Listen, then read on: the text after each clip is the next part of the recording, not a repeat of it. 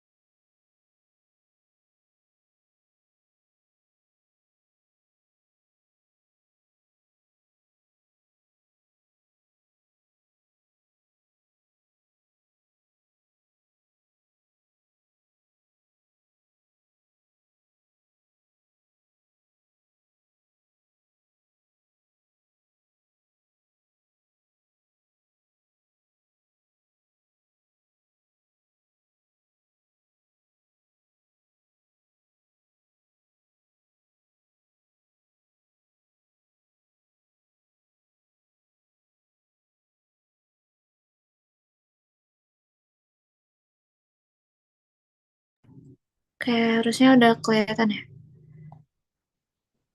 Kayak mungkin aku mulai aja.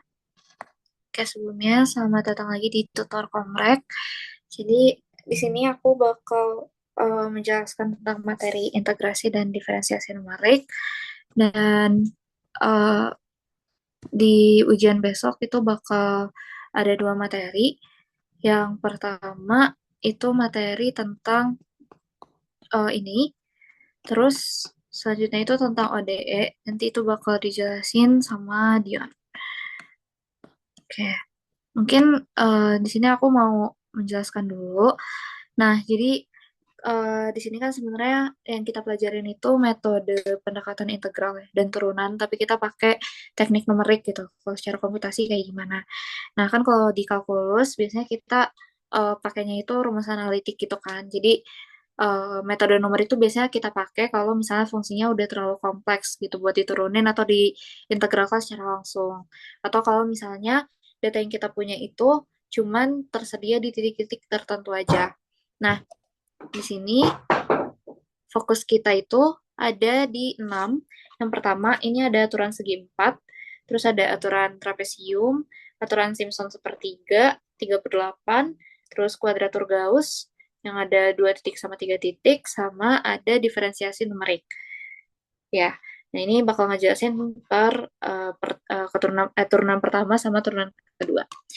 Oke, mungkin kita mulai aja. Yang pertama, untuk aturan-aturan ini berarti dia kaitannya sama integrasi numerik.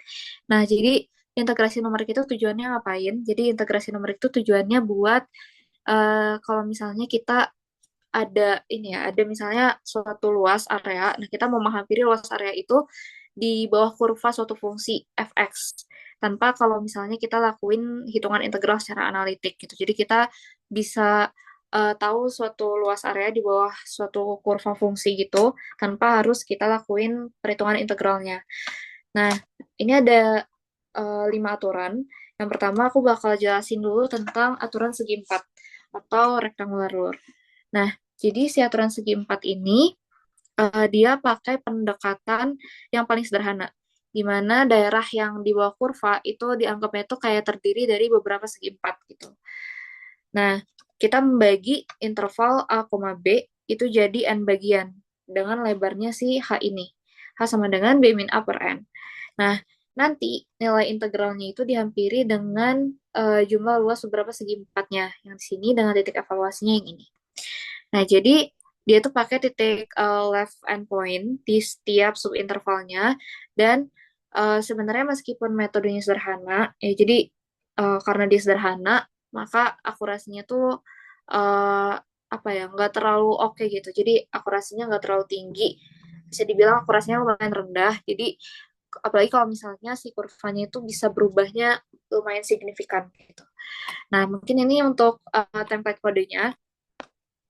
Jadi biasa kita import math dulu untuk kita import modul matematikanya kayak gimana dan nantinya biar kita bisa pakai fungsi-fungsi kayak misalnya logaritma sama sinus gitu kan. Jadi kita pakai import math.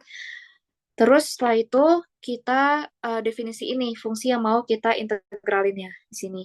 Jadi di sini kita definisiin fungsi yang mau kita integralkan dan nantinya bisa diganti sesuai soal kalian. Misalnya di sini fungsi fx-nya kayak gini nih. Jadi matlog 1 plus matsin x. Jadi kita mau ngitung ini kayak gimana. Jadi kita masukin fungsinya ke bagian sini. Gitu. Terus setelah itu kita definisiin lah si fungsi integrasinya dengan parameter fungsi batas bawah, terus batas atas sama jumlah partisi yang kita mau. Tuh. Nah, ini ada penjelasannya juga. Kita definisiin dulu si fungsi yang mau kita integralin. Terus habis itu F ini nunjukin fungsi Python yang satu variabelnya, terus itu sebagai batas bawah, B batas atas, sama N itu jumlah subinterval. Gitu. Terus habis setelah itu kita hitung nih si lebar tadi. Kita hitung lebarnya, lebar subintervalnya, dan uh, ini tuh si S ini tuh sebagai apa ya? Sebagai variabel buat kita nampung jumlah nilai fungsinya gitu. Terus setelah itu kita uh, evaluasi fungsinya di titik kiri segmen dan kita juga tambah nilainya. Tuh. Setelah itu kita kaliin lah hasil penjumlahannya sama si lebar interval biar kita dapat total integralnya itu berapa. Gitu. Oke, selanjutnya ini yang kedua, ini ada aturan trapesium. Jadi si metode aturan trapesium ini tuh kita asumsiin kalau di setiap subinterval itu ngebentuk suatu trapesium gitu. Jadi bukan segi empat. Nah, karena kita pakai dua titik awal, jadi dua titik ada awal sama akhir. Jadi bisa dibilang metode ini tuh lebih oke lah gitu dibanding metode segi empat. Nah, ini buat rumus integralnya kayak gini. Jadi dia meskipun masih cukup sederhana tapi lebih akurat gitu dibanding si segi empat. Nah, ini sama ya untuk si lebarnya masih sama. Terus setelah itu untuk kodenya, pertama kita coba definisiin dulu si fungsinya buat metode trapesium.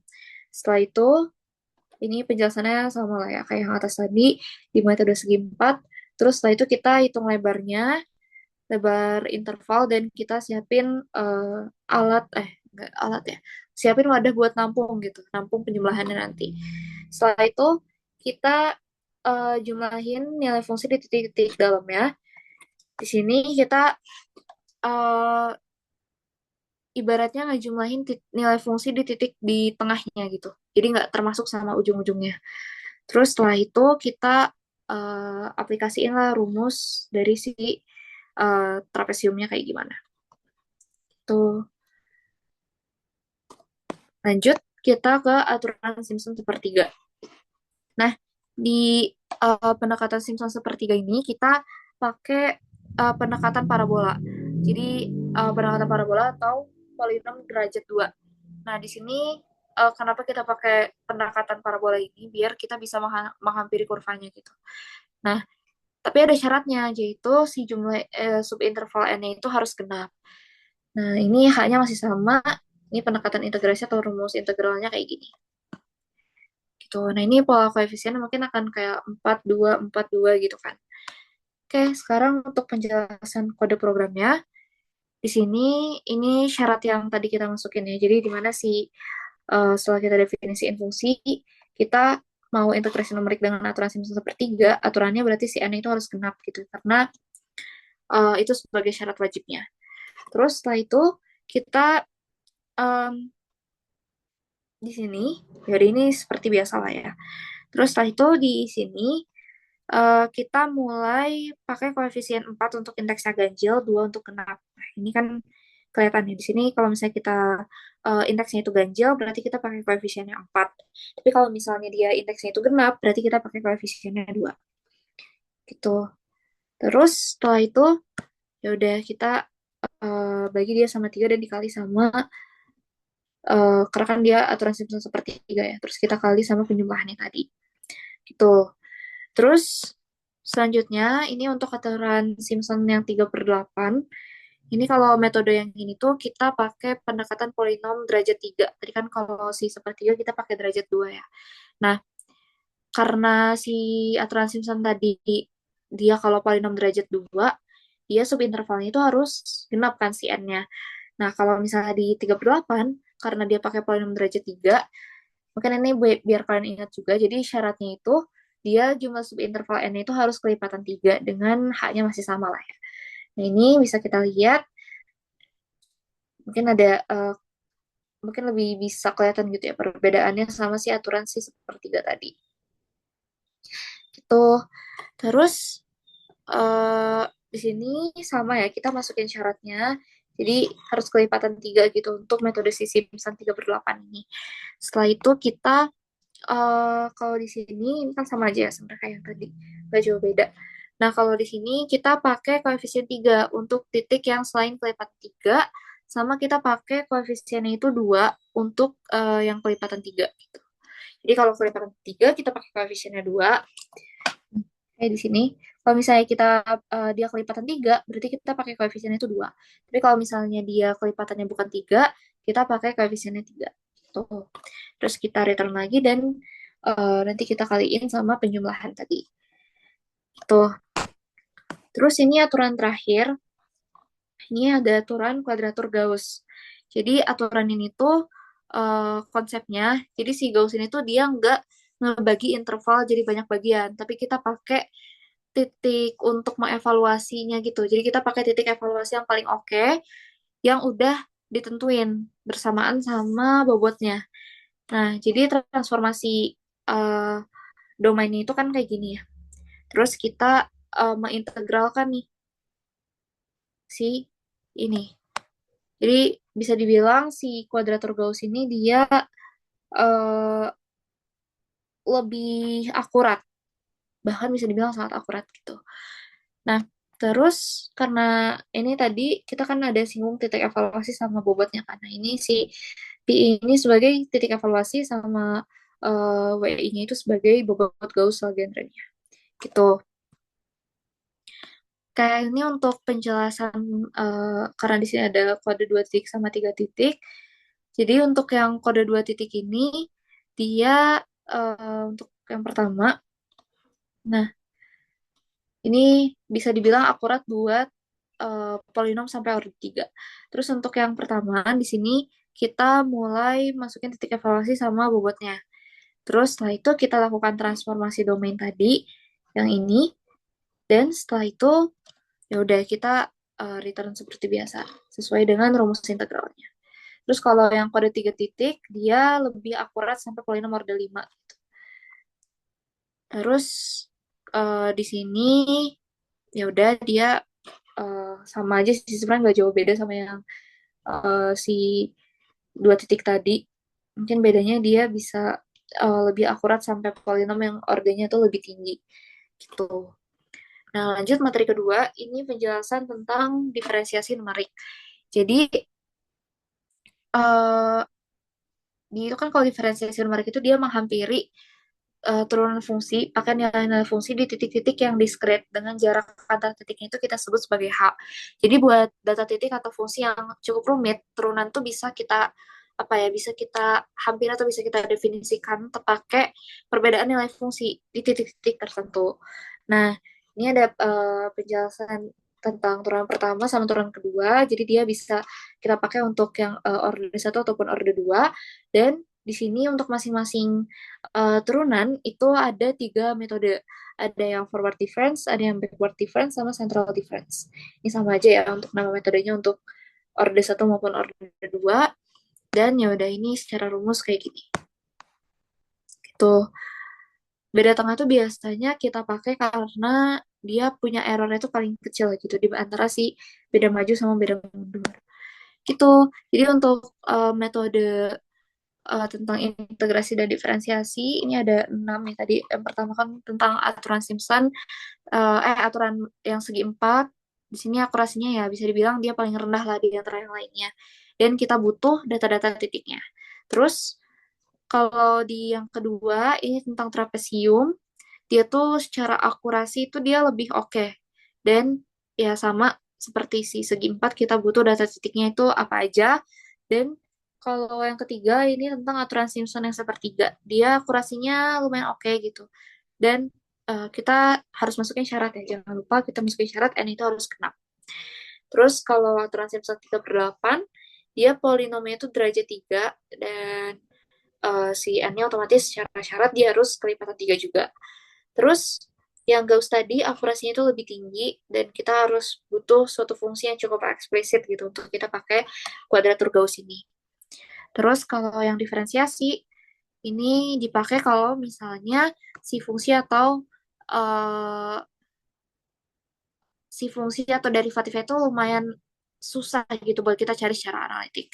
Nah, jadi dari semua metode ini sebenarnya itu ya masih perkiraan kan, tapi akurasinya itu bisa kita tingkatkan gitu meskipun sebenarnya jatuhnya kita pakai semua ini kan hasil akhir tuh bisa kita bilang ya masih ngira-ngira juga, tapi akurasinya tuh bisa semakin meningkat kalau misalnya kita pakai metode yang tepat, terus fungsinya juga oke, dan kita bisa pakai pembagian interval yang lebih banyak gitu, kecuali kalau misalnya pakai metode Gauss tadi, karena dia bisa tetap akurat meskipun kita pakai titik yang sedikit. Kayak gitu sih sebenarnya untuk materinya. Sebentar.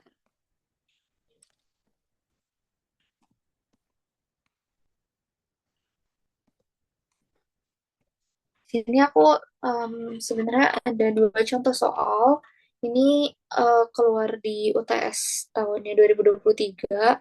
Harusnya sih sebenarnya kalau melihat dari, uh, maksudnya asisten juga tahu kan sebenarnya soal-soal yang keluar di ujian kalian. Maksudnya kita cek setelah ujian mulai juga, dan ya maksudnya setelah kita cek sebenarnya banyak yang mirip gitu dengan tahun 2023. Tapi bedanya ya itu kita eh apa si variabel atau nilainya kita ganti aja gitu. Gitu sih. Terus nah, kita mungkin bakal lanjut aja ke contoh soalnya kali ya biar kalian bisa lebih kebayang juga sebenarnya eh, kita aplikasiin di soal tuh kayak gimana, meskipun sebenarnya kalian udah praktikum juga sih, jadi harusnya udah ada gambaran lah gitu bakal kayak gimana. Nah ini mungkin aku bakal lebih kejelasin tentang kodenya aja ya. Aku nggak akan mulai ngetik ulang lagi karena materi ODE juga lumayan banyak kan, jadi bisa dialokasiin banyak waktu ke yang Dion juga. Oke, sebentar. Oke, jadi di sini kita mungkin baca dulu soalnya. Jadi di sini ada soal yang pertama itu ada satu saluran ditunjukin sama gambar di sini ya. Terus laju aliran Q-nya atau volume air per detiknya di saluran itu bisa kita hitung pakai persamaan. Nah, ini kita harus pinter-pinter juga kayak untuk tahu. kita pakai persamaan yang mana. Kita agak zoom kali ya biar kelihatan. Nah, ini sebenarnya integral guys. Ini sebenarnya integral cuman super mini ya. Jadi bentar gimana ya guys? Mungkin aku kasih lihat lebih bentar ya. Kita coba lebih ini kali lebih zoom.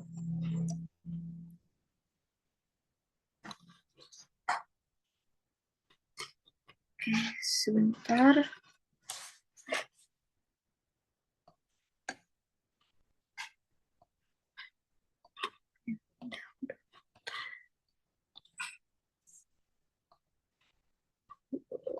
Hmm,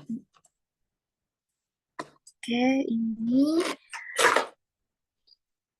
mana share screen? Kita share screen. Oke, kok hilang?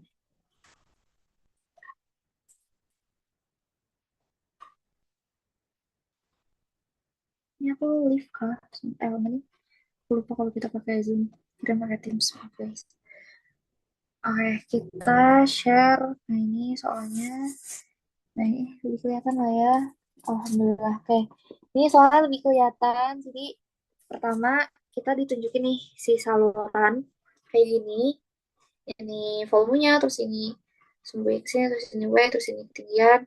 Nah, ini laju aliran si Q, volume air per detiknya kita harus tahu dia pakai rumus yang mana. Nah, jadi di sini ada lebar saluran kan. Ini lebar salurannya itu kita sebut sebagai W, dan di sini dimension kalau nggak salah di soal tuh W-nya berapa. Nih, sebentar. Ada nggak ya W-nya? Oh, ini. Dia ngasih tahu W-nya itu 12 meter, terus tinggi air maksimum. Nah, tinggi air maksimum itu si H-nya. Ini dia juga kasih tahu dia nilainya itu 5 meter. Terus kecepatan aliran air itu bergantung pada ketinggian Y. Nah, bergantung sama ketinggian Y-nya dari dasar salurannya yang bisa kita lambangkan dengan VY gitu. Di mana W-nya itu lebar saluran, terus V-nya itu si kecepatan air tadi, dan H-nya yang sama dengan 5 ini tinggi maksimum air. Nah, kecepatan air di ketinggian yang berbeda itu kita kasih pakai data di sini dalam kotak. Terus kita diminta buat ngitung laju aliran Q pakai metode Simpson yang sesuai sama jumlah data dengan menggunakan program Python. Terus kita minta tulis hasilnya sama output program. Nah, untuk jumlah data, kita juga diminta yang paling cocok tuh pakai metode Simpson yang sepertiga atau 3/8. Terus buat W-nya sama dengan 12, itu hasil perhitungan Q-nya berapa. Kita juga diminta untuk menghitung itu. Nah, sebenarnya kalau secara teori, laju alirannya volumetrik atau laju aliran volume air per detik yang kita lambangkan dengan Q, terus satuannya meter kubik per second itu, bisa kita tulis dia tuh rumusnya Q sama dengan integral dari V dA gitu kan. Nah, karena kecepatannya itu kan dia berubahnya itu cuma terhadap tinggi Y-nya dan hanya terhadap si lebar W-nya yang konstan, maka si persamaan itu bisa kita sederhanain sampai akhirnya kita dapet lah persamaannya itu yang si ini anggap ini ABCD yang si A ini. Jadi kalau misalnya kita sederhanain kita bisa dapat persamaan ini.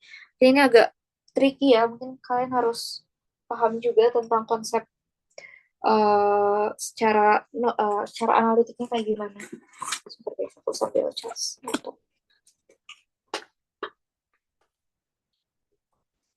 Eh, nah jadi kalau misalnya nanti rumus yang si Q sama dengan integral VDA itu kalau kita sederhanain, itu nanti kita bisa dapat persamaan sederhananya yang si A ini. Gitu. Jadi Q ntar sama dengan integral 0 sampai H W VY DY, dan akhirnya kalau kita sederhanain ya dia jadi enggak, itu udah hasil akhir. Kalau misalnya kita sederhanain ya kita keluarin si W-nya karena dia konstanta kan. Jadi bisa kita kedepanin jadi integral jadi sama dengan Q-nya itu W integral dari 0 sampai H untuk V dt gitu. Nah, jadi kalau kita bisa lihat dari soal ini, yang diminta itu adalah kita bisa pilih bentuk integral yang benar kayak gimana. Dan bentuk integral yang benar itu kan si Q tadi kan. Yang Q sama dengan integral 0 sampai H W V Y dt. V Y D. Terus karena kita tuh nggak punya suatu fungsi analitik VY-nya, tapi di sini kita tuh punya data tabelnya. Nah, ini kita dikasih YM-nya berapa sama si VY-nya. Tuh. Terus karena kita cuma punya data diskrit, jadi integralnya harus dihitung pakai metode integrasi numerik. Dan di sini kita diminta buat pakai metode Simpson yang sesuai sama jumlah data. Terus kita juga diminta, tadi kan kita diminta untuk ngitung Q-nya pakai Python, pakai Simpson juga, dan kita diminta untuk cantumin hasil numeriknya. Jadi di sini kita bakal diuji tentang pemahaman integral fisiknya, tentang debit alirannya kita harus tahu juga, sama kita harus bisa pinter-pinter milih metode Simpson yang oke dan sesuai sama implementasi dari kodenya itu kayak gimana. Oke, wait, kita share lagi, kembali ke soal, ke collab. Kejauhan. Ini jadi tadi udah dijelasin tentang soalnya kayak gimana. Nah, di sini sebenarnya udah dikasih, aku udah nulis penjelasan, aku udah nulis si hasilnya itu kayak gimana. Jadi pertama kita define dulu data si Y-nya, data tinggi Y tadi sama kecepatannya. Ini kita cantumin dulu, kita masukin data sama parameternya. Di sini si Y itu dia adalah list daftar dari posisi tinggi airnya dalam meter, dan itu tuh posisi tinggi air tempat kecepatannya itu kita ukur gitu. Terus si V-nya ini tuh dia nunjukin uh, apa ya, list nilai kecepatan air di ketinggian yang bersesuaian gitu. Nah, nanti elemen si YI ini itu dia berpasangan juga sama si VI-nya. Jadi misalnya di apa ya? Misalnya dia 0, berarti kan di data yang pertama ini kan. Dia ya nolnya 0,5 dan itu kecepatannya itu di 0,42 meter per second gitu. Jadi dia tuh sebenarnya data yang berpasangan. Harusnya dia sama ya jumlahnya. Gitu.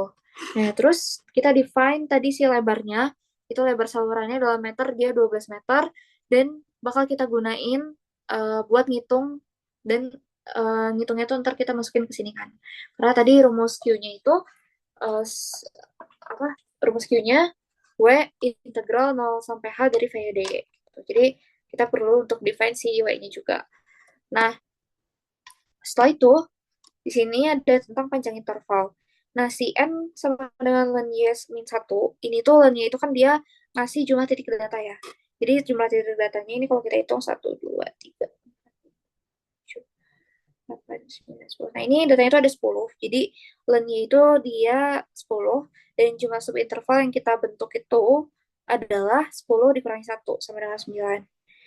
Tuh, ini uh, jumlah subinterval yang terbentuknya. Artinya, berarti dari Y 0,5 ini sampai Y sama dengan 5, itu tuh ada nantinya 9 segmen dengan lebar yang sama. Itu. Terus, uh, ini, yang ini tuh dia nunjukin panjang tiap intervalnya. Dimana Y0 itu kan titik pertama, terus Y min 1 ini berarti titik terakhir, itu sih 5-nya. Karena indeksnya kan di sini negatif kan, berarti dia nunjukin kalau dia itu elemen terakhir. Jadi kita bisa hitung H-nya itu sama dengan 5 dikurangi 0,5 dibagi sama si N-nya. Karena tadi N-nya itu 10, kurang 1 berarti kan 9 nih N-nya. Berarti di sini lebar antar titiknya itu konstan di 0,5 meter. 5 kurangi 0,5 kan 4,5. Kita bagi 9 berarti 0,5 kan. Jadi ntar lebar antar titiknya itu konstan di 0,5 meter. Tuh.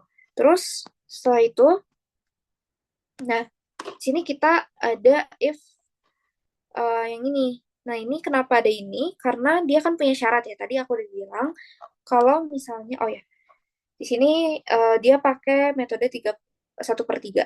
Nah, sebenarnya secara materi tadi aku udah jelasin kalau misalnya si metode Simpson ini mau 1/3 ataupun 3/8, dia itu punya syaratnya masing-masing.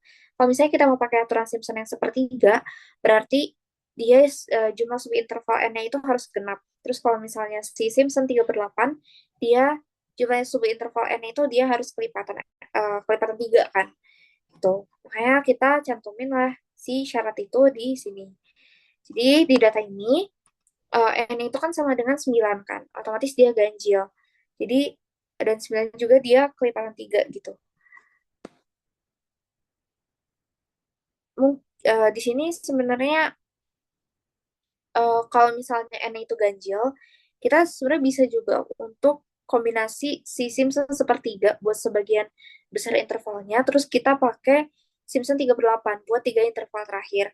Terus kalau misalnya dia N-nya genap, itu bisa kita pakainya itu ya cukup si Simpson 3/3 aja di semua interval. Nah, karena uh, dia N itu ganjil, makanya kita pakai blok si if yang ini. Gitu. Nah, sebenarnya kan dia integrasi ya antara si Simpson sepertiga sama 3/8. Jadi di sini, uh, sorry.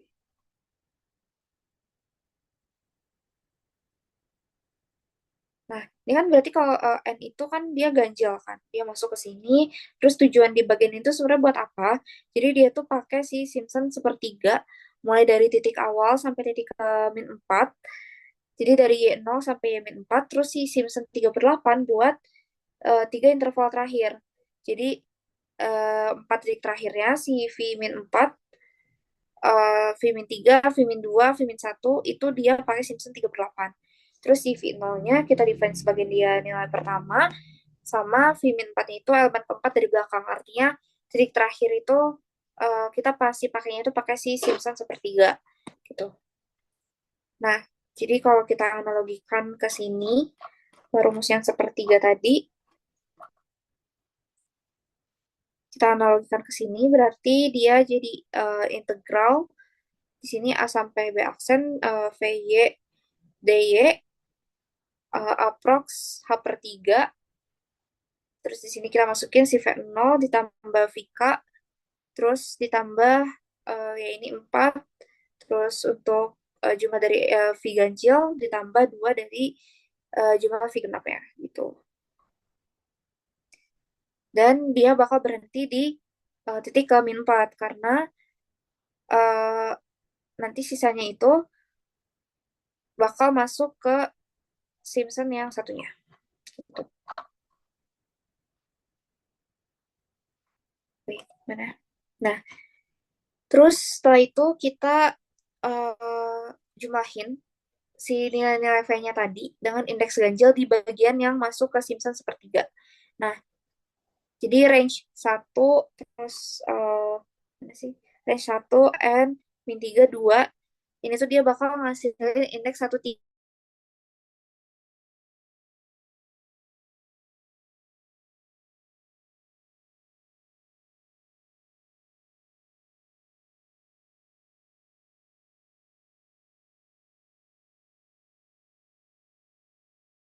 Jadi di sela-sela yang bukan ujungnya gitu. Nah, range ini berarti dia bakal ngasilin 2 4 6 sampai sebelum n min 4. Nah, tiap koefisien 2 disimpan seperti tiga.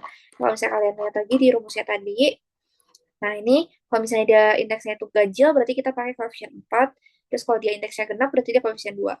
Karena yang ganjil ini berarti dia nanti bakal ngasih indeksnya 1 3 5 dan seterusnya gitu kan, secara ganjil. Terus yang kalau genap berarti 2 4 6 gitu.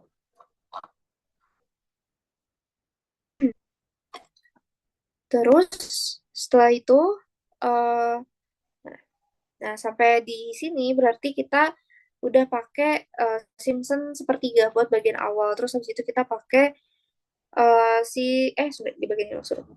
Terus kita habis itu kaliin sama si faktor H per 3-nya.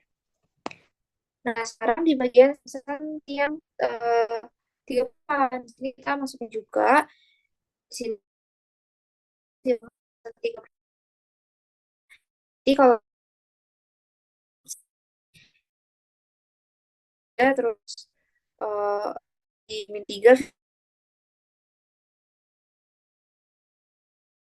tambahin hasilnya ke si Simpson yang tadi. Makanya ini kan plus min. Plus sama dengan. Jadi kita bakal tambahin sama hasil si sepertiga tadi. Gitu. Nah, ini tuh bagian else, ini tuh bagian yang mana? Tiga buat yang n-nya genap. Karena tadi kan ini buat yang n-nya ganjil kan. Nah, jadi bagian ini tuh sebenarnya nggak dipakai gitu buat yang sekarang. Tapi sebenarnya ya secara fungsi dia jelas gitu kan. Karena n-nya genap berarti semua intervalnya kita pakai perhitungan itu pakai Simpson seperti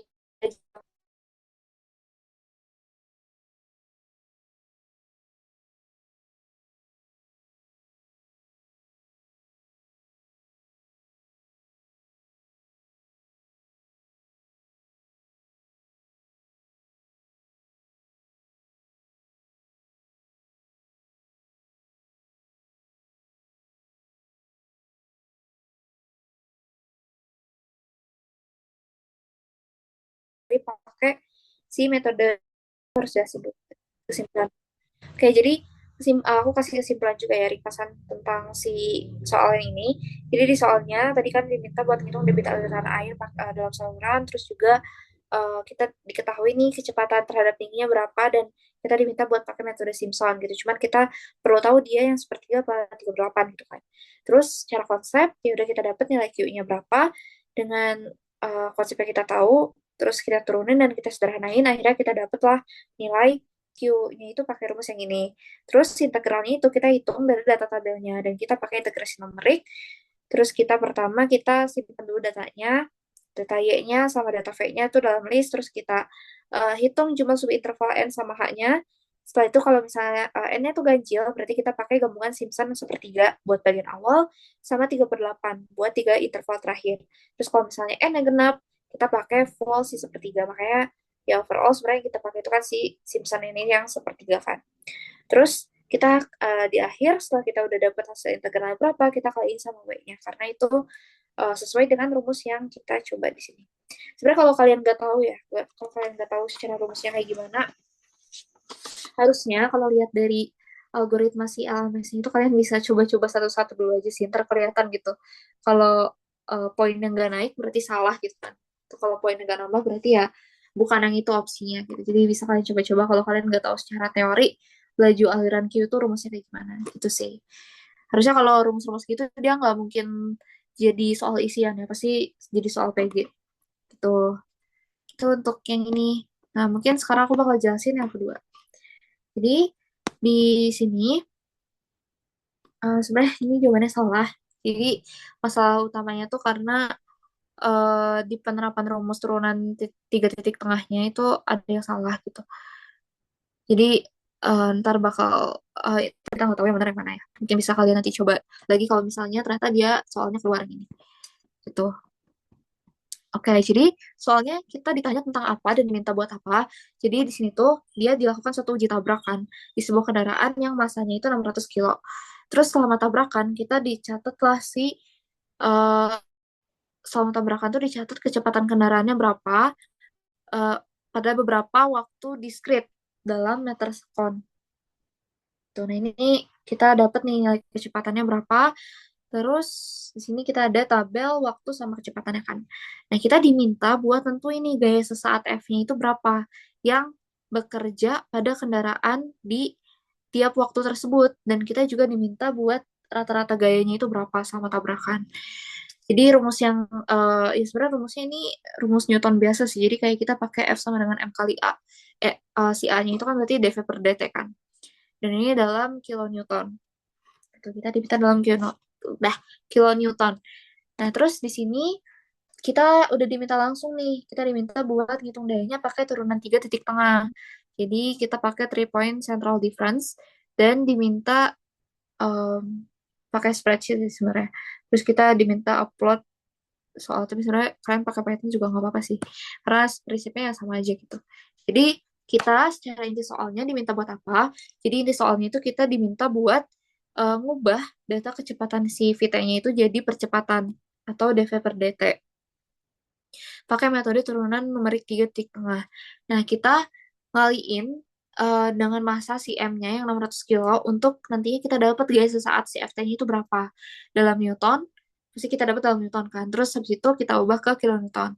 Nah, setelah itu kita hitung rata-rata gayanya berapa selama si interval tabrakannya itu. Terus ini tambahan pentingnya sih dari soalnya. Ini agak lumayan tricky ya karena soalnya ada satuan waktunya itu data dalam tabelnya ini kan milisekon kan. Kita harus ubah dulu ke detik. Terus juga kecepatannya ini masih kilometer per jam. Kita harus konversi ke meter per sekon. Terus hasil gayanya itu kan dalam kilonewton ya. Terus kita harus bagi nih si kilonewtonnya pakai 1000 juga gitu. Harus bagi newton sama 1000 maksud aku. Gitu untuk dapat hasil yang sesuai. Mungkin itu bisa ngaruh juga sih ke salahnya di sini. Nah, oke kita langsung aja ke penjelasan kode Python-nya. Kenapa kita pakai kode Python yang kayak gini. Oke, pertama kita seperti biasa import library. Kita import NumPy buat mempermudah operasi array yang mau kita buat sama perhitungan numeriknya. Terus kita dikasih data awalnya, itu T dalam meter per sekon, ini ada 0, 5, dan seterusnya sampai 40 milisekon. Terus ada view lagi. V dalam kilometer per jam. Ini kita define dari 48,3 sampai 0. Terus kita di sini si indeks yang sama di T dalam milisekon sama kecepatan dalam kilometer per jam itu saling berpasangan ya, seperti yang sebelumnya, soal sebelumnya. Jadi kayak si nol ini dia di waktunya nol dia kecepatannya segini gitu. Jadi bukan yang data masing-masing itu. Oke. Terus kita mulai konversi nih ke satuan standar internasional kayak gimana. Seperti biasa lah ya, kita udah tahu harusnya di fisika dasar udah dikasih tahu. Jadi kita define dulu dia ke satuan internasionalnya dari milisekon ke sekon, terus juga dari kilometer per jam ke eh, meter per sekon, terus dari ini ya udah kilogram sih sebenarnya, jadi nggak perlu kita konversi. Ini kita define aja dia masanya itu 600. Gitu. Oke, terus setelah itu jangan lupa ya kalau kita eh, dari kilometer per jam berarti kita dikali sama 1000 per 3600. Gitu. Nanti si massa ini karena rumusnya tadi kan F sama dengan M kali A, jadi kita bakal pakai dia untuk hitung gaya. Gitu. Nah, sekarang kita nentuin selang waktu sama kita nyiapin si array turunannya itu kayak gimana. Nah, karena data waktunya itu berjaraknya itu sama, jadi sebenarnya kita cukup ambil selisih. Nah, ini kan data waktunya itu jaraknya sama ya. Jadi dia kelipatan 5 kan. Jadi kita bisa ambil selisihnya ya cukup dari dua titik pertama aja. Jadi di sini kita hitung delta T-nya karena konstan di 0,005 sekon. Ini udah diubah ya dari milisekon ke sekon. Jadi iya benar. Jadi di sini kita dapatlah si delta T-nya itu sebenarnya 0,005 kita define. Terus eh, setelah itu di sini untuk array percepatannya kita bikin array dvdt dengan ukuran yang sama kayak si V-nya dan kita isi sama 0 gitu. Di sini dia bakal nyimpan nilai si dv per dt-nya di masing-masing waktu gitu. Jadi kita bakal nyimpan si percepatan itu berapa aja di tiap waktunya. Di setiap titik waktu di 0 sekon, 0 milisekon, terus lanjut sampai 40 milisekon gitu. Terus setelah itu kita mulai ngitung turunan percepatannya. Ini sorry. Kita mulai ngitung turunan percepatannya. Di sini soalnya itu kan minta dia buat turunan tiga titik tengah kan. Artinya kita tuh pakai yang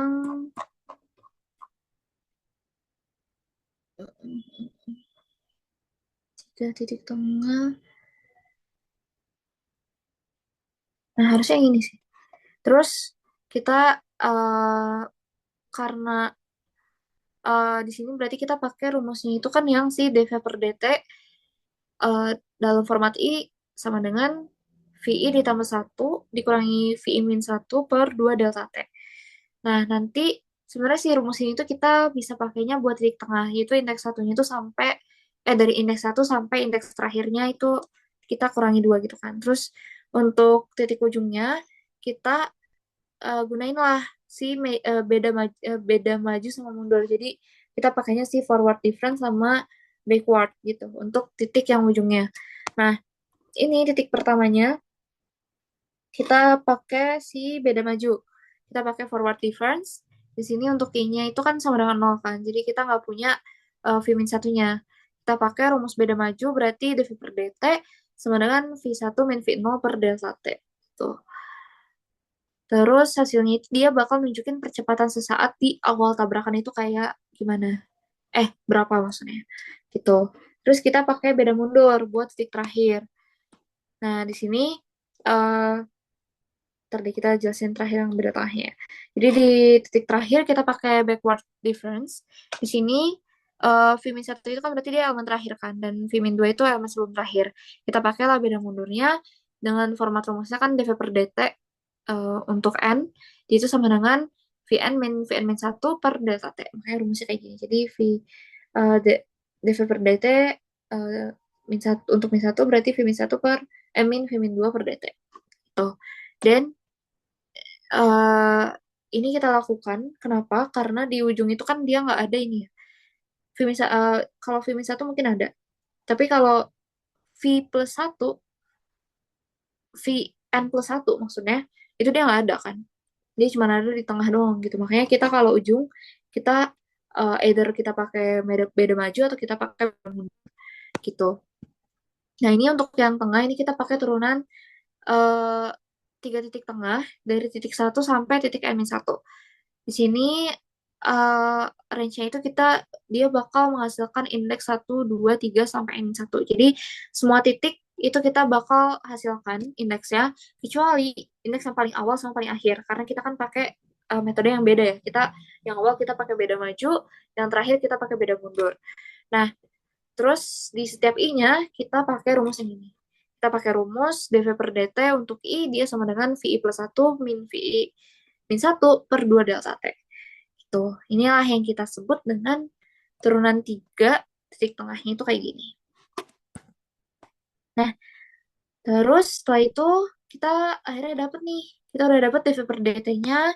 Terus kita masukin lah ke rumus gaya seperti biasa F sama dengan M kali A. A-nya itu kan berarti kalau kita dapat percepatan itu dari turunan kecepatannya. Jadi M kita kali dV dt dalam Newton. Terus karena dimintanya dalam kN atau kilonewton, berarti kita bagi sama 1000. Nanti kita hitung juga F average-nya. Jadi ya sebenarnya ini pakai library langsung aja gitu kan. Kita pakai uh, NPmin untuk kita hitung rata-ratanya berapa dari semua elemen si FKN-nya. Terus ini dalam FKN ya guys untuk si average-nya juga. Terus ya udah akhirnya kita terjawab lah si soal yang minta dia buat cari gaya rata-rata selama tabrakan. Terus kita print dan kita dapat di sini. Ini agak ada perbedaan signifikan. Nah, uh, terus setelah itu ya udah kita dapat kan ya sebagaimana hasilnya. Nah, di sini uh, intinya si soal ini itu kan dia ngehubungin data suatu eksperimen crash test atau tabrakan gitu, uji tabrak sama konsep gaya gitu. Dimana konsep gaya itu kan berarti massa dikali sama percepatan. Nah, karena dia tuh cuma ada data kecepatan per waktu di sini, jadi kita harus pakai diferensiasi numerik atau turunan tiga titik tengah. Nah, satuannya kita harus konsisten juga sesuai standar internasional. Kita ubah dari milisekon ke sekon, terus kilometer per jam jadi meter per sekon, sama gayanya kita harus ubah jadi kilonewton. Nah, di ujung, turunan tengah itu kan nggak bisa kita pakai ujung data. Jadi kita pakai beda maju atau beda mundur. Terus ya udah kita pakai kode Python buat otomatisasi ini. Apa yang bisa kita lakukan di Excel gitu mungkin atau di Python juga gitu. Nah, eh, di sini kan kita nggak punya ya suatu fungsi matematis gitu. Kayak misalnya VT-nya tuh berapa gitu kan. Kalau misalnya kayak gitu, kita bisa langsung dapat. Ya udah kita yang diminta itu apa kita bisa dapat kan. Nah, sedangkan yang kita punya itu kan ya data hasil pengukuran eksperimennya berupa tabel waktu sama kecepatan. Jadi kita nggak punya persamaan. Jadi makanya sesuatu cara ya kita harus dapat percepatannya itu pakai turunan numerik gitu. Nah, di tengah itu kenapa ada yang kita pakai beda maju, beda mundur, sama beda tengah? Jadi di tengah itu kita kan punya titik sebelum sama sesudah ya, di mana itu tuh bisa ngebentuk pendekatan yang lebih akurat gitu. Nah kalau di ujung dia itu kan, kalau ujung kalau misalnya di pertama dia nggak ada titik sebelum kan, terus kalau misalnya di ujung yang paling akhir dia nggak punya titik sesudah, makanya central difference itu nggak bisa kita pakai. Makanya indeksnya itu nol dan indeks terakhirnya itu kita pakai rumus yang beda juga gitu. Makanya kita pakai si beda maju buat titik pertama sama beda mundur buat titik terakhir. Nah, eh harus dikonversi juga karena siapa tahu itu bisa apa ya, jadi salah satu kesalahan kalian kalau ngerjain soal ini mungkin nggak inkorek mungkin ya bisa jadi karena belum di convert satuannya kan, jadi eh, bisa jadi kita ya puluhan atau ribuan kali salah gitu, jadi galatnya bakal gede banget. Nah, mungkin di sini juga ada tabelnya tuh, kalau misalnya kita lihat mau data yang salah ini ataupun data yang sebenarnya mungkin benar. Di sini kan dia ada gaya yang negatif gitu kan. Kenapa gayanya itu bisa bernilai negatif? Jadi sebenarnya ini lebih ke dia menandakan berarti kalau si mobilnya itu dia ngalamin perlambatan atau deceleration kan. Makanya gayanya itu bekerja itu berlawanan dengan arah gerak si kendaraannya. Jadi negatifnya bukan salah ya guys. Justru dia menunjukkan kalau arahnya itu arah si gayanya itu sesuai sama hukum Newton. Itu. Nah, secara overall sebenarnya untuk soal dua ini bakal kebantu banget kalau misalnya kita diminta buat analisis keselamatan kendaraan itu kayak gimana, terus gaya tabrakan terhadap komponen mobil tuh kayak gimana aja, sama bisa kita hitung untuk kalau misalnya kita mau tahu performa dari apa ya, part-part mobil mungkin kayak misalnya bumper, airbag, terus juga frame buat nyerap energi. Nah itu juga gak cuman apa ya, jadi intinya dia nggak cuman ngitung-ngitung doang, tapi sebenarnya dia bisa jadi suatu dasar buat kalian tahu tentang keselamatan otomotif itu kayak gimana gitu. Jadi kalau misalnya kalian nanti di soalnya itu cuma punya data eksperimen dan nggak punya fungsi, ya udah berarti kita pakai turunan numerik. Terus jangan lupa buat konversi satuan kalau misalnya dia satuannya nggak secara standar internasional, dan kalau diferensiasi ini ya bisa kelihatan lah ya. Ntar kalian pakai turunan yang tepat gitu buat posisi data antara ujung sama tengah tuh kayak gimana gitu. Itu aja sih sebenarnya untuk materi ini. Ya overall materinya nggak susah ODE. Ini bisa dibilang materi, mungkin materi yang paling bisa lebih dipahami gitu dibanding ODE. Mungkin kalau kalian udah kepepet kayak gini ya bisa eh, pilih-pilih materi mana yang mau kalian push lebih dalam gitu. Oke, mungkin boleh lanjut ke Dion.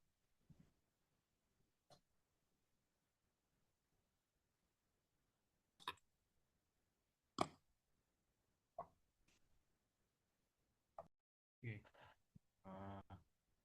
bentar ya. Suaraku kedengaran nggak ya? Kedengeran tapi kayak kecil banget. Ya agak kecil Kak. Oh ya oke. Segini aman nggak? Aman. Aman Kak. Oke. Bentar ya, aku takut agak nge-lag jadi bentar dulu. Oke. Oke, jadi materinya itu yang kedua tuh ada ODE, Ordinary Differential Equation atau persamaan diferensial biasa. Mungkin aku coba share screen yang pepet apa? Ini aku dulu ya catatannya. Oke, kelihatan nggak ya? Oke. Nah ini, ya, oke, udah kelihatan kan ya? Oke, jadi di ODE ini dia eh, sebenarnya cukup template sama rumusnya sih. Jadi aku mungkin agak lebih ke teknik codingnya ntar di ngerjain soalnya. Tapi kita bahas dulu satu persatu kayak em, teorinya apa aja. Jadi di ODE itu ada beberapa metode. Oh ya, mungkin ODE itu semacam persamaan yang dia itu ada beberapa, sorry,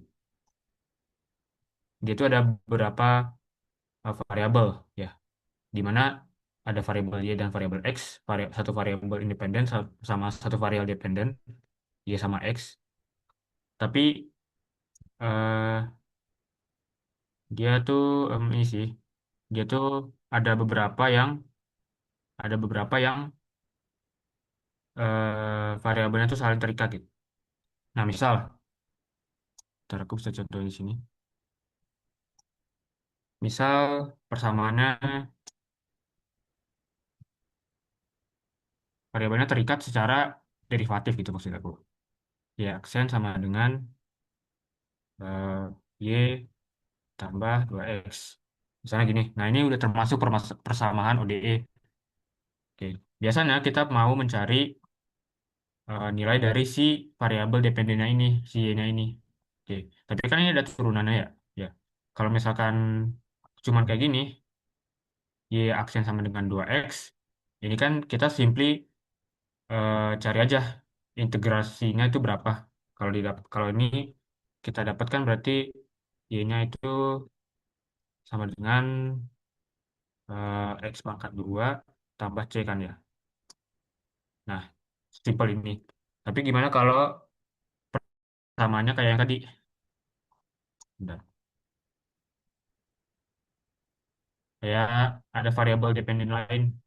Nah, ini kan kita harus, ya sebenarnya ada caranya sih di matriks. Cuman di sini kita bisa pakai metode-metode ini untuk menyelesaikan permasalahan persamaan seperti ini. Oke, mulai yang pertama itu ada metode Euler. Ini metode paling simpel. Jadi dia intinya cuman mengandalkan eh, ya ini itu semacam slope-nya, sorry, semacam korektornya. Jadi dia tuh ngandelin nilai dari si ini sama si nilai H ini, yang mana ini adalah slope. Jadi metode idenya dia pakai keringan di titik awal intervalnya untuk memprediksi nilai di titik akhirnya. Itu di titik akhirnya itu yaitu di titik akhirnya yaitu y i plus satu, kalau titik awalnya yang y i. Nah, ini metode paling sederhana, cuman kalian harus bisa pakai nilai H yang cukup kecil untuk bisa dapat nilai yang akurat. Tapi metode ini tuh terlalu sederhana dan akurasinya biasanya rendah kalau buat persamaan yang terlalu tinggi. Jadi dilahirkanlah metode-metode baru kayak gini. Ada Hoyne, midpoint, Ralston, sama yang paling sebenarnya yang paling akurat tuh Browns-Kutha ini. Ya, kita bahas yang Hoyne itu dia itu sebenarnya metode Euler tapi dia ada korektor apa ya, korektor forwardnya ini. Nah, jadi intinya dia ngambil nilai rata-rata di kemiringan pada titik awalnya, di prediktornya, terus kemiringan di titik prediksinya, supaya dia bisa dapat nilai akhir yang lebih baik, nilai yang lebih akurat. Nah, yang ini rumusnya. Nanti kita implementasiin di codingnya. Lalu ada midpoint. Kalau yang midpoint, dia tuh pakai di dia tuh bukan pakai kalau yang Hoin kan dia pakai eh, kemiringannya di titik awal sama di titik prediksi. Kalau yang midpoint dia pakai titik tengah interval untuk semacam ngasih ekstrapolasi gitu. Ya ini ya ini rumusnya. Lalu ada metode Ralston, dia mirip midpoint sama Hoin, tapi dia ada korektornya ya ini K1 sama K2. K1 sama K2 itu dari mana? Itu dari beberapa ya ada beberapa penurunan rumus ya cuman kita langsung pakai aja ntar. Oh ya sorry ini sebenarnya ini Hoin. Oke, nanti aku jelasin deh. Jadi yang ketiga itu ada sorry yang kelima itu ada metode Ronskota order 3. Ini kayak metode Ralston cuman korektornya ada 3 yang ngebuat dia lebih akurat lagi. Jadi sebenarnya metode Hoin, metode midpoint sama metode Ralston itu tuh metode Roots-Kota Order 2 sebenarnya. Kenapa? Karena metode mereka punya dua korektor. Ya, ini juga sebenarnya punya dua korektor yang ini sama yang ini. Ya, jadi ini sebenarnya eh, sama aja ya. Midpoint sama Hoin tuh Roots-Kota Order 2 juga. Terus ada Euler yang eh, ide awalnya gitu. Lalu orde 4 ini ya lebih akurat lagi karena korektornya ada 4, satu di awal, satu di akhir, sama satu di tengah. Ya. Sorry, satu di awal, satu di akhir, sama dua di tengah, kedua sama ketiga, gitu. Nah, di metode numerik buat ODE, biasanya yang perlu kita perhatiin, kan kita udah dapat nih rumusnya. Biasanya yang perlu kita perhatiin itu si nilai H-nya. Gimana caranya supaya nilai H-nya itu kecil? Ya sebenarnya kita tinggal define aja. Kita butuh nilai H yang kecil untuk bisa dapat nilai yang lebih akurat. Nah, tapi nilai H yang kecil ini sebenarnya bisa berpengaruh juga sama kemampuan komputasinya gitu. Kalau semakin kecil eh, berarti kan nilainya semakin kompleks gitu ya. Nah, itu memerlukan komputasi lagi. Terus, kalau misalkan dia banyak korektornya, kayak metode Runge-Kutta Orde 4, ini kan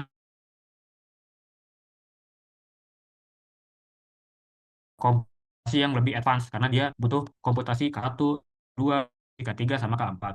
Jadi, ya itu di trade off aja sih. Kayak kalian mau lebih akurat tapi butuh lebih kuat, atau ya udah nggak terlalu akurat tapi eh, ya bisa di dalam ranah yang bisa kalian terima ya. Itu kalau di medsos kita sebutnya kayak sebatas ranah yang bisa diterima tuh, kayak gitu. Oke.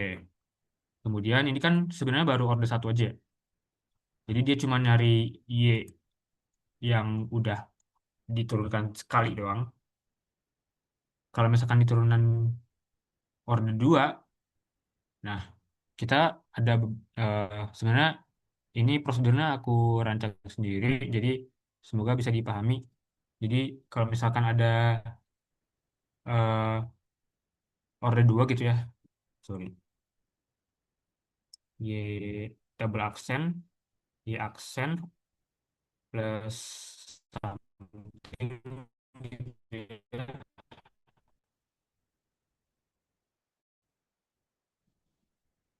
Nah, misalnya kayak gini, kayak gini,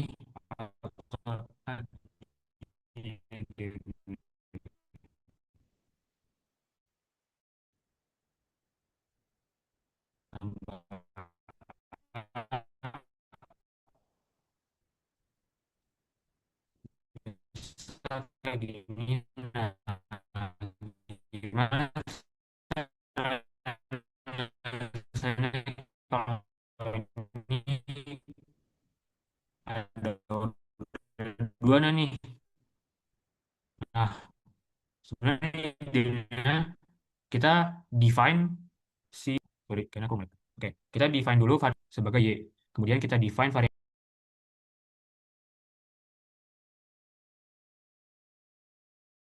Oh, oke. Sorry ya, teman-teman. Oke, aku tadi sampai mana ya?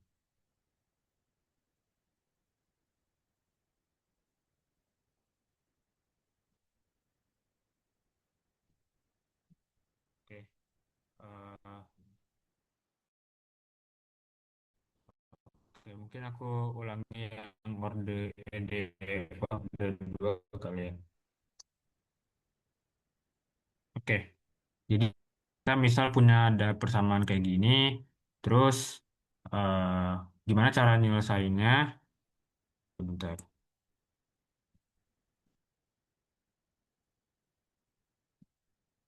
Sebuah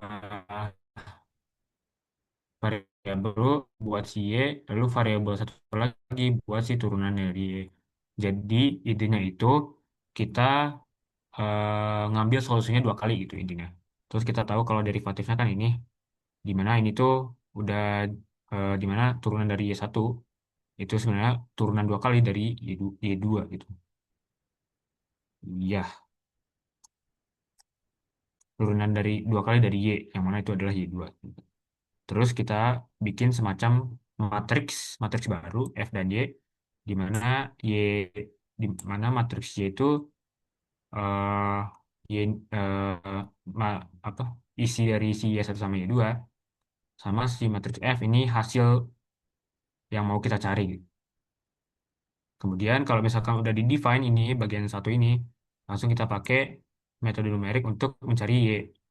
Baru kita terapkan solusi batas, oh sorry, syarat batas untuk Y1 dan Y2. Lalu terakhir kita pakai iterasi buat nyari si F. Gitu.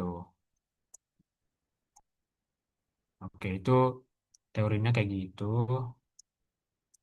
Mungkin aku mau langsung ke soal aja. Kita coba live cara ngerjainnya dulu. Jadi mungkin aku bisa coba bahas soal tugas kalian ya. Karena eh, biasanya Pak kalau Kombrek tuh template banget sama soal-soal tugas. Kayak tahun lalu juga sama. Kalau kalian mau tahu soal UAS, ini soal UAS ya. UAS 2024, ini yang pertama nih. Jadi ada persamaan kayak gini, terus kita harus cari nilai K pakai ini berarti nyari nilai kode ini, terus terus dibilang ini tiga metode. Lalu kita define batas akhir, nilai H sama jumlah titik diskritisasi. Oke, titik diskritisasi atau N itu lebih ke ini ya, kalian mau ngecacatnya berapa banyak ya. Sebenarnya sama kayak H. Oke, terus disuruh bandingin sama solusi eksaknya. Solusi eksaknya ya kita integralin sendiri pakai cara analytic. Terus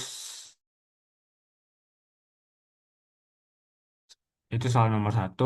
Terus ada soal nomor dua. Nah, soal nomor duanya ini sebenarnya ada semacam apa ya, kode gitu buat bisa ngerandom angkanya. Jadi kita kalau masukin input NIM kita ke situ nanti kita bakal dapat soalnya soal yang mana gitu. 2A, 2B, 2C, atau 2D. Nah, di sini ada 4 soal. Kebetulan aku lihat soal yang ini, soal nomor 4 ini soal tugas kan ya. Sama soal nomor 5 ini soal praktikum. Jadi aku rasa kita coba ke soal satu sama soal 2 sama soal 3 aja dulu ya.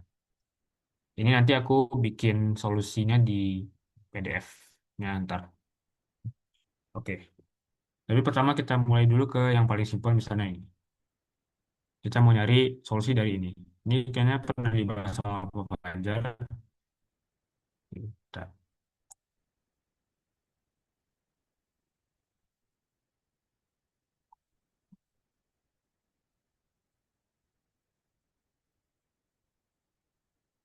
Oke.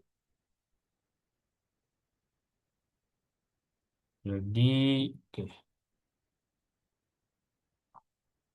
Jadi kita coba eh, pelan-pelan aja ya, step by step. Karena udah ada persamaannya, ya sebenarnya pasti ada persamaannya sih. Kalian nggak bakal disuruh untuk minta bangun persamaan gitu.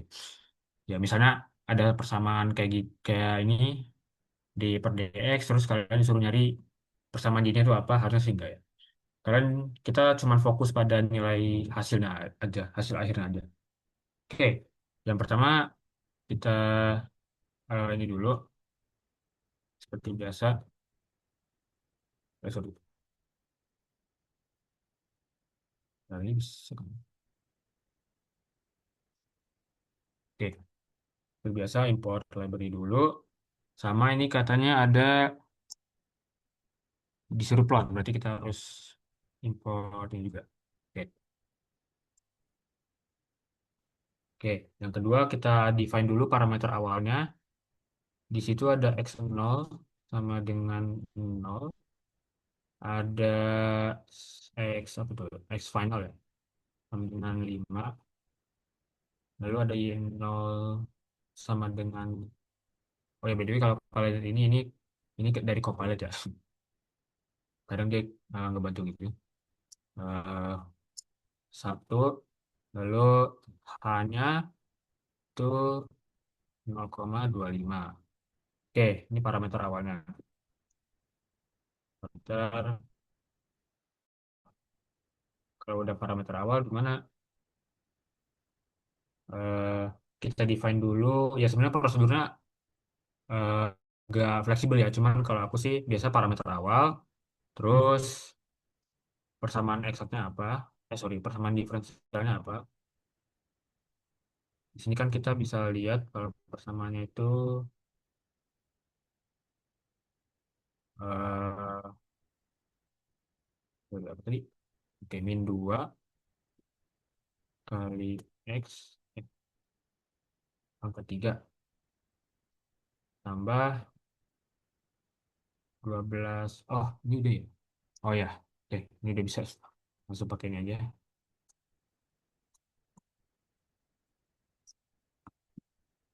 Oke. Ini dong, ya udah. Nah, ini tambah 8,5. Ya bener ya? Oke. Habis itu mungkin kita define persamaan eksaknya. Hmm, oke. Kita namain dia. Ini udah sebenarnya. Ya, langsung aja lah. Oke, langsung. Setelah itu baru kita terapin metode numeriknya. Nah, dia di sini minta langsung ya ini. Euler, Hoyne, midpoint, Ralston, sama Runge-Kutta order 4. Oke, kita define dulu yang Euler. Yang Euler itu kan dia simple ya. Em, enaknya sih ada X, ada Y, ada H. Oke. Ini sebenarnya bisa lebih simple lagi. Cuman kita define gini aja. Dia cuman ya udah dia cuman ini aja. Cuman perkalian dari si H-nya, si slope-nya ke si F-nya. Ditambah Y-nya. Oke. Terus kita define sekarang yang metode Hoyne. Itu ada, oh iya, sorry. Ini tadi, oh iya. Nah, ini Hoyne itu sama lagi kayak X, Y, H. Nah, ini canggih sih. Oke, jadi Hoyne itu dia ada korektornya, sorry, ada korektor sama prediktornya. Nah, prediktornya itu perkalian dari si Fx sama H terus ditambahin sama Y supaya bisa jadi nilai baru. Nah, ini udah benar deh.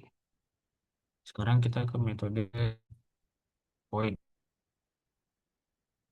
Oke, sebenarnya oke ini jangan deh. Kita biar dapat ini ya, ada yang namanya faktor satu, lalu ada yang kedua, itu ya benar Fx tambah. Nah, kalau udah kayak gini baru kita return sih.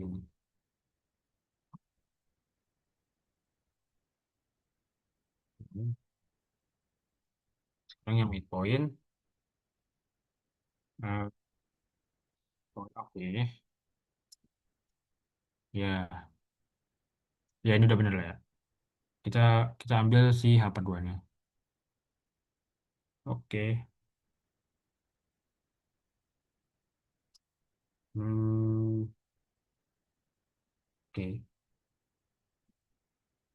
Kalau gitu lanjut ke metode Ralston kalau nggak salah. Ya,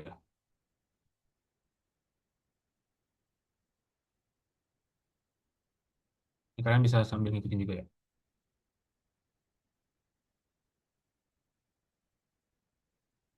Oke, ini rumusnya ada mirip ya.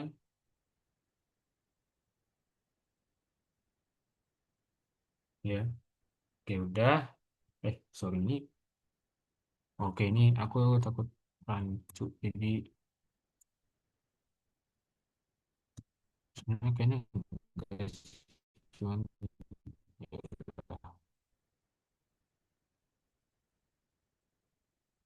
Setelah di situ ya, yang range kita baru tuh.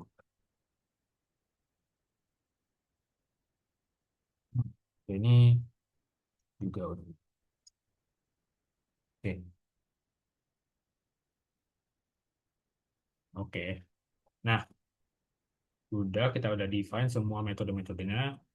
Sekarang kita mau define gimana sih kita pakai ini buat eh nyelesain masalahnya tadi. Jadi kita mau bikin semacam solvernya. Gitu.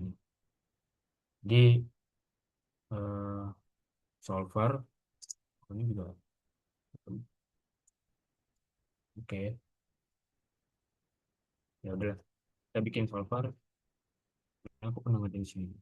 Solver buat yang pertama itu ada kita masukin metode dulu.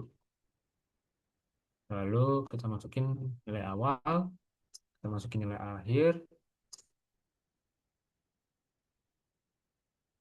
kita masukin biar enak ini aja deh. Kita masukin nilai ininya, nilai y akhirnya, terus si A-nya sama baru si save-nya. Oke, habis itu kita mau cari variabel baru buat diiterasi. Kita masukin dia ke array ini. Oke, ini udah benar. Ya, lalu kita masukin variabel x juga. Kita buat dia ini. Kita pakai buat si xs. Ini apa? Sorry. Ini kalau kalian pernah pakai ini, np arrange itu buat arrange si x0, xf plus tambahannya. Zero select itu untuk dapet si xs-nya. Oke, habis itu kita buat dulu si s-nya biar kosong dulu awal. Biar nanti keisi gitu. Oke, sama si x-nya. Bagus. Oke, baru kita bikin iterasi. For I in range. Berarti dari ini ya, dari total si XS, karena ini kan nanti yang nerima iterasinya kurang satu, karena kita pakai indeksnya dari nol. Lalu kita masukin ini, ya ini benar. Sudah.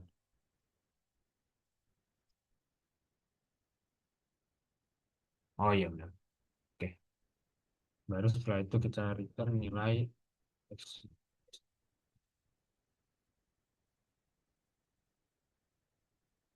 Oke, ini solvernya udah. Habis itu eh, kita mau eksekusi programnya.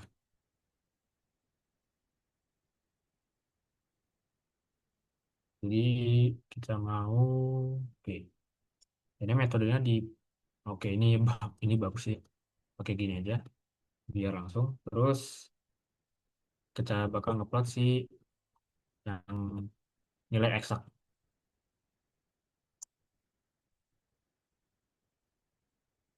Hmm, Tahu masukin sih ini dulu. In space buat declare situ. Terus ada F sampai, nah ini kita mau pakai berapapun yang asalkan gede ya. Nilai si space ini biar pencacahannya benar gitu. Pencacahannya lumayan eh, padat. Satu saat saya pakai 500. Lalu sekarang yang eksak dari Y. Oh, oke. Oke. Habis itu hmm, oke ini jangan deh. Jangan kayak gini.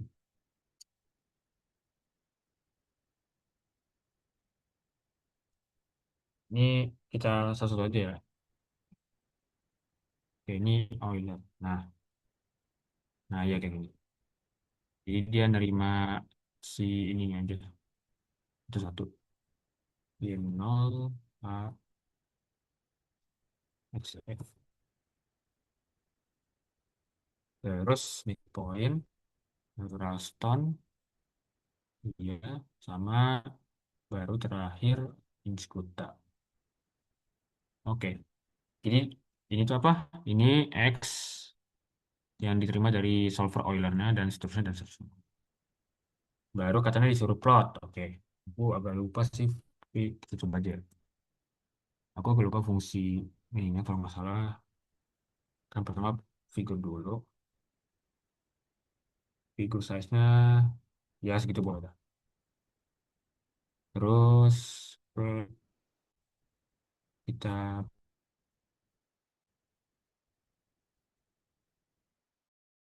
sini X-nya dulu.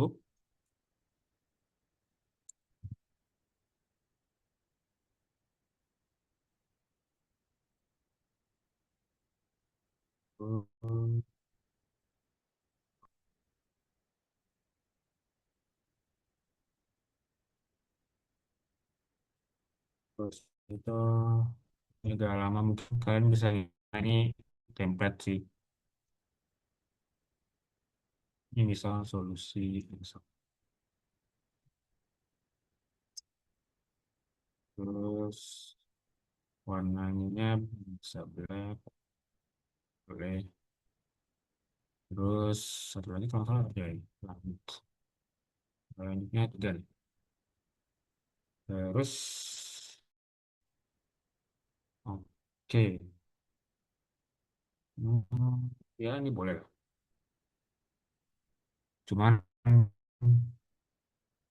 biasanya kalau mau lebih sih kita pakai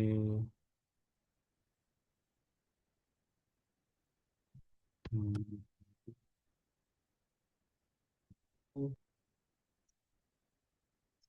eh,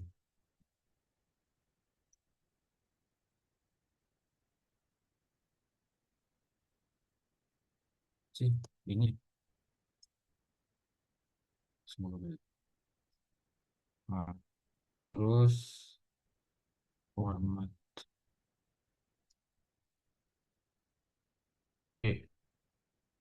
ini semoga benar. Terus untuk pelletnya sekarang yang coin, ini sekarang yang midpoint, Charleston, sama head judul. Oke. Eh, ya, benar. Terus kita label si X ya. Label si nya. Oh, label si tunggu dulu. PLT grid.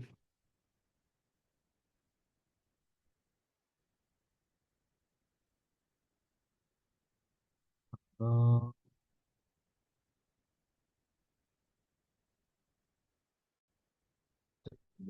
oke. Baru PLT show. Oke. Nah, oh iya. Oke, bisa kita run masing-masing. Ini dulu. Ya, sorry agak lama ya. Ini Euler, solver, ini terus ini. Oke, oke sebentar. Oke, itu agak oke. Jadi ya, aku lupa. Ini karena harusnya ada nilai ini nih ya. Oke. Harusnya ada nilai nilai hasil numeriknya. Ya, kita print aja hasil numerik pada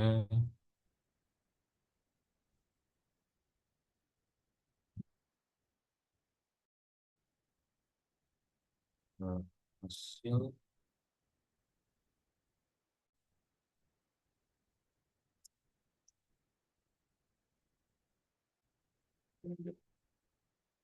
Terus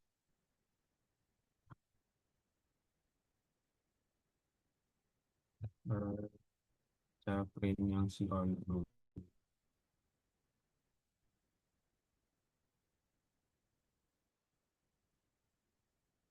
Oke, benar. Eh, hmm, oke, kita bikin 6 angka tim buat simak. Terus print untuk point, untuk midpoint, raston, sama good. Oke, oke, oke hasilnya. Oke, hasilnya tuh yang Euler jauh banget ya, -12. Oke, sebentar.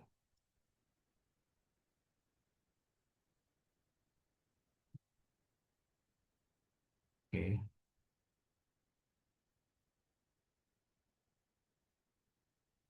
oke. Ini X akhirnya 4 ya, sorry tadi. Oke,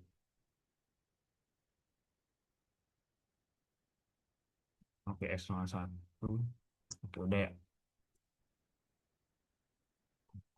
Oke, ya atas sebenarnya nggak terlalu harus sih, cuman ya kok. Oke, jadi hasil akhirnya tuh di sekitaran -19 ya. Yang Euler ya, ya udah pasti sih dia biasanya paling nggak akurat. Ya gitu. Mungkin ada yang mau ditanyain dulu buat soal nomor satu ini.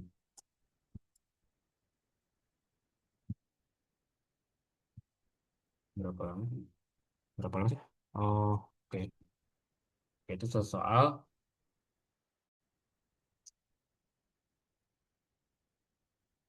Oke, kalau misalkan dari sini kita mau lanjut ke soal kedua, yang tugas. Ini juga ya kita coba step by step lah ya. Tapi kalau misalkan mungkin kalau misalkan aku rasa kelamaan nanti aku langsung pakai jawabannya aja deh. Oke, oke ini tuh soalnya tentang ini lagi ya. Tapi ini orde dua.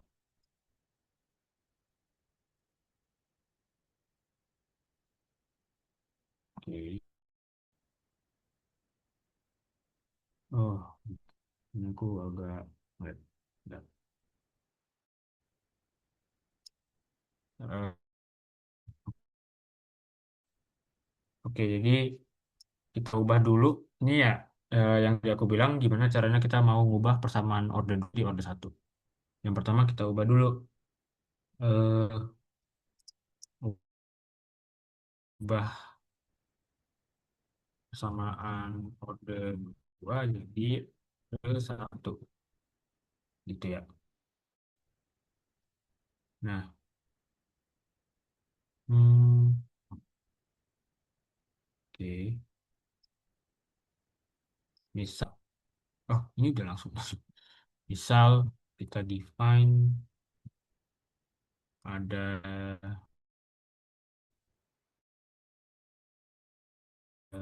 Y1 dengan Y, lalu kita define lagi Y2 sama dengan turunan nah gitu.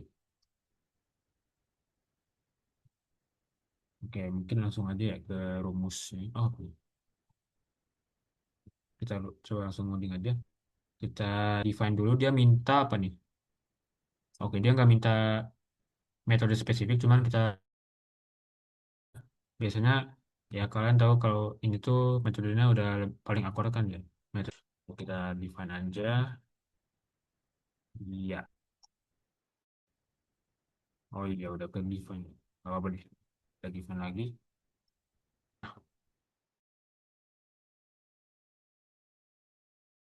Word aku bilang ada variabel f.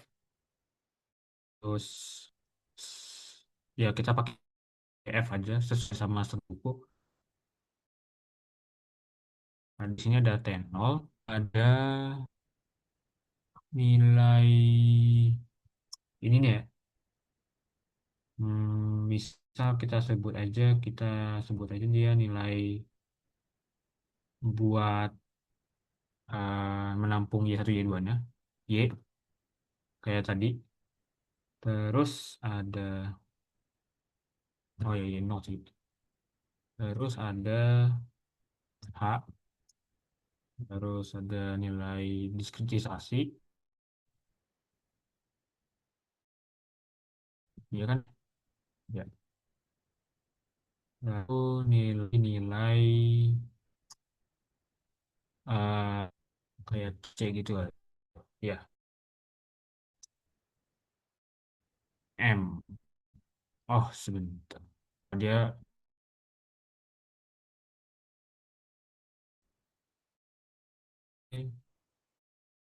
kan Kak,